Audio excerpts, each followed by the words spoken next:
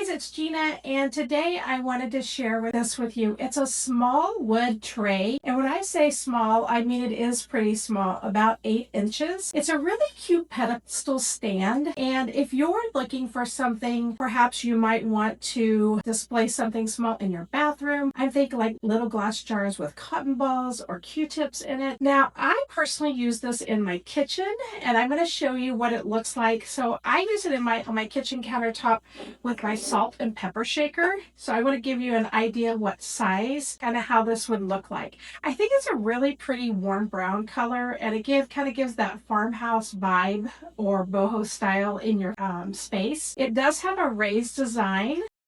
I think this is a cute way to display my salt and pepper shakers, but there's so many ideas. Again, you could use this in the bathroom, you could use it in the kitchen, you could use it on your desk. It just makes your space feel a little bit more pulled together. It adds a perfect little touch of charm to your space. So I think this is another good find, and I think if you want to pick one up, you're really going to like it.